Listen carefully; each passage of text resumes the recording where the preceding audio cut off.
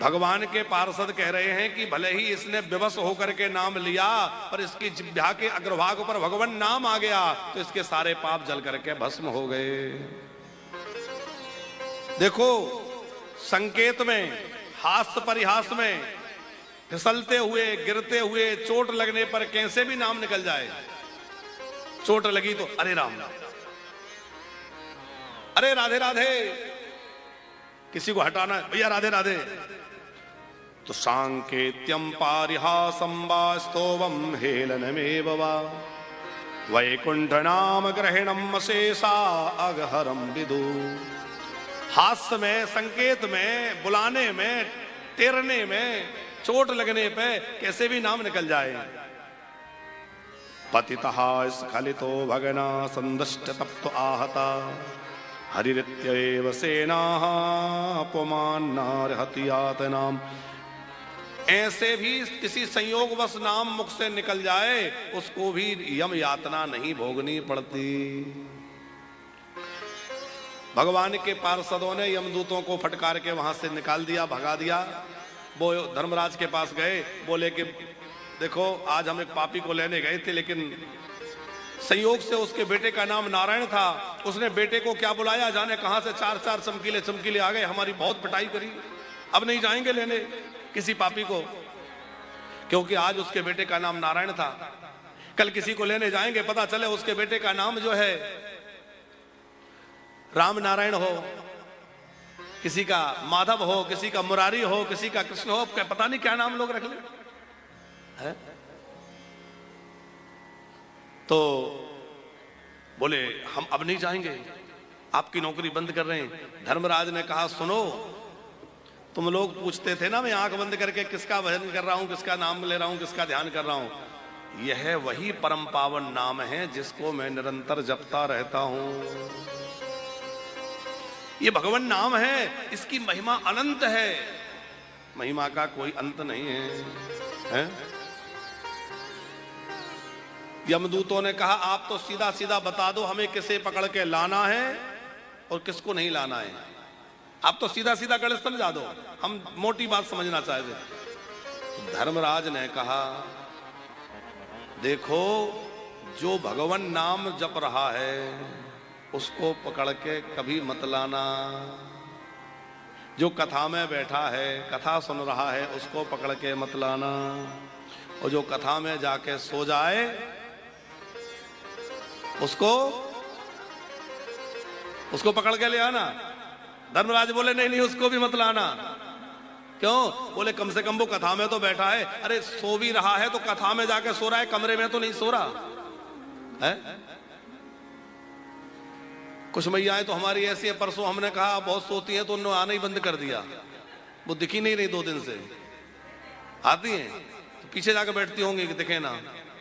हाँ, तो सोना भी हो तो कथा में जाके सो जाओ। अरे कहीं जोर से जय बोलेगी, कोई सूत्र कान में जाएगा, जाग जाओगे। किस किस को नहीं पकड़ना है? जिसके मस्तक पर ऊर्ध्वपुंड लगा हुआ है, त्रिपुंड लगा हुआ है, जिसके कंठ में तुलसी बंधी हुई है, यमराज कहते हैं उसको पकड़ के मेरे यहां मत लाना। क्योंकि जिसने अपने कंठ में तुलसी धारण कर ली, जिसने शरणागति लेकर के तिलक छाप धारण कर ली, वो अब मेरे अधिकार क्षेत्र से बाहर हो गया। मेरा अधिकार उस पर नहीं चलेगा।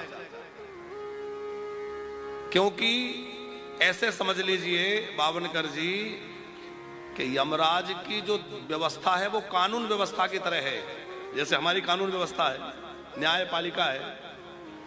तो कोई व्यक्ति कोई अपराध कर दे तो न्यायपालिका तो उसको अपने ढंग से कानून व्यवस्था के हिसाब से उसको जो हमारी दंड संहिता बोलती होगी वो दंड मिलेगा। लेकिन राष्ट्रपति महोदय का स्वतंत्र अधिकार है कि वो किसी की दया याचिका पर विचार करके उसके ऊपर दया करके और उसको छोड़ सकते हैं। ये उनका स्वतंत्र अधिकार है। उसी प्रकार भगवान का जो शासन है वो राष्ट्रपति शासन की तरह है और धर्मराज का जो शासन है वह कानून व्यवस्था की तरह है।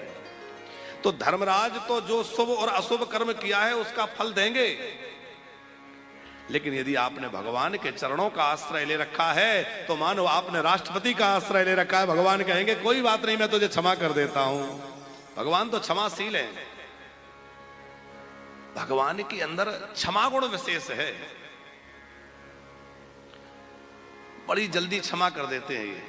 और एक बात ध्यान रखिएगा, भगवान में क्षमा गुण है, भगवान के भक्तों में भी क्षमा गुण होना चाहिए, हम लोगों में भी क्षमा गुण होना चाहिए।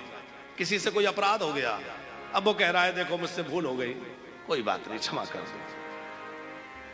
जो बहुत लंबे समय तक किसी बात को पकड़ के बैठे रहें, बैर ठान के बैठे रहें, ये बहुत अच्छी आदत नहीं है। कोई बात किसी से हो गई भूल जाना, चल छोड़ो हो गया। भगवान तो करुणा निधान है, ठाकुर जी करुणा करके उस जीव के ऊपर उसको क्षमा कर देते हैं जो शरण में आ जाता है। तो हम आपसे कह रहे थे, जिसने तुलसी धारण कर ली वो भगवान का हो गया, जिसने मस्तक पर तिलक लगा लिया वो भगवान का हो गया। अब उसे सजा देनी है कि उपहार देना है, ये भगवान के हाथ में है। अब ये यमराज के बस में नहीं रहा। अब आप कहेंगे महाराज जी लोग तुलसी पहनकर भी पाप कर रहे हैं, लोग चंदन लगाकर भी लोगों को ठग रहे हो, तो बोले उसकी व्यवस्था ठाकुर जी करेंगे, तुम उसके लिए क्यों परेशान हो रहे हो? अरे जब धर्मराज ने कह दिया हमारे हाथ में नहीं है तो आप भी अपने हाथ में क्यों ले रहे? ये तो राम जी के हाथ छोड़िए, भगवान के हाथ छोड़िए, भगवान को जो करना होगा क्या करें, भगवान नाम जप। तो एक आपसे बात और कह दें कि जो एक बात प्रचलित है ना, मुख में राम बगल में छुरी, ऐसा कुछ कहते हैं ना, मुख में राम बगल में छुरी।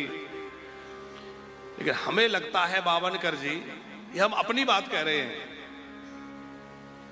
कि जिसके मुख में राम है उसके बगल की छुरी अपने आप गिर जाएगी साहब। हाथ में छुरी होगी तब भी नहीं रहेगी, क्योंकि नाम महाराज जो है उसको पवित्र बना देंगे, नाम महाराज उसके अंदर की कलुषता को दूर कर देंगे।